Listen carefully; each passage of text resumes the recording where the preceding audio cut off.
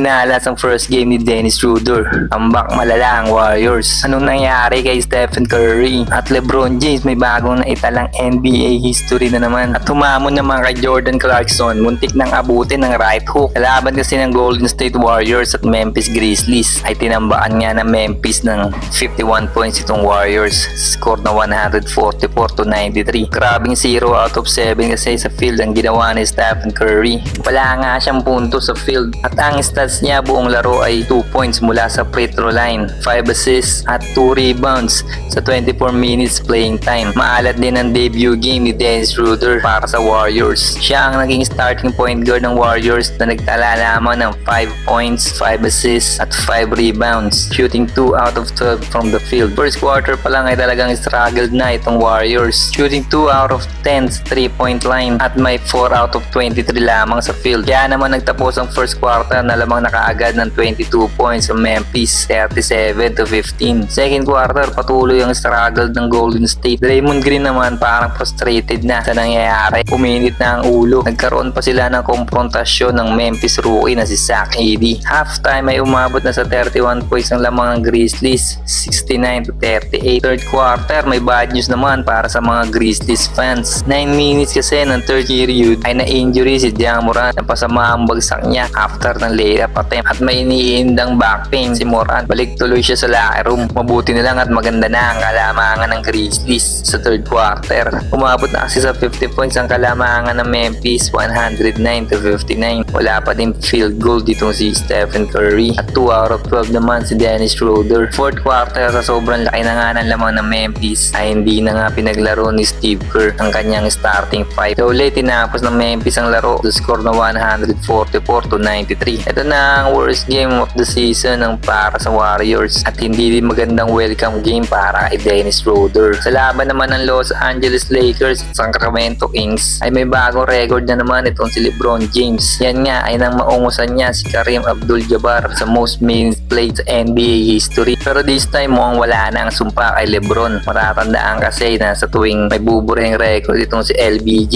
ay natatalo ang kanilang kunan. Pero mukhang not this time dahil first quarter ay maganda ang simula ng Lakers. 12-2 start agad para sa LA. Kaya naman lamang sila ng 9 points sa pagtatapos ng first quarter, 37-28. Leading scorer dyan si Austin Reeves na may 8 points sa opening quarter. Second quarter ay tuluyan na nga nabura ni LeBron James ang record ni Kareem bilang most minutes played sa NBA. Kaso dito rin sa second quarter biglang binura rin ng Kings ang kalamangan ng LA dahil yan sa 10 straight points ni Malik Monk halfway ng quarter. Pero buti na lang gumagana ang shooting ni Gabe Vincent. Kaya naman lamang pa rin ang 4 points ang Lakers pagtatapos ng first half, 62-58. Third quarter, nambubuli na sa ilalim si Sabonis. Naging back and forth na rin ang laban. Dito rin sa third quarter may pinatikim na naman ng signature chase down block itong si LBJ. 40 years old na pero grabe pa rin ang athleticism nitong si LeBron James. Lamang pa rin ang animang Lakers sa pagtatapos ng third quarter, 86-80. Fourth quarter, nagkaroon na nga ng controversial technical foul itong si Sabonis. Akala kasi ng mga officials sila yung pinapalakpakan niya. Nagalit tuloy ang big man ng Kings. Under 4 minutes mark nagkasunod-sunod na ang puntos ng Lakers. Kaya naman di na nakahabol pa ang Sacramento Kings. Natapos ang laro sa score ng 113-100. Panalo pa rin ang Lakers. Leading scorer si Austin Reeves na may 25 points. Sa laban naman ng Detroit Pistons at Utah Jazz ay kamuntikan na nga magpang-abot si Jordan Clarkson at ang rookie ng Pistons. Di kasi nagustuhan ni Clarkson ang pagtulak sa kanya ni Paul Reed. So bigla namang sumingin itong rookie ng Pistons na si Roland Holland at tila hinamon si Clarkson. Kaya namang pinakitaan ng fighting stand ni Clarkson ng rookie at muntik pang magpaawala ng right hook. Buti na lang agad naman silang naawat. Kaso ejected nga lang silang dalawa sa game. Well, panalo pa rin naman dyan ng Utah Jazz sa score na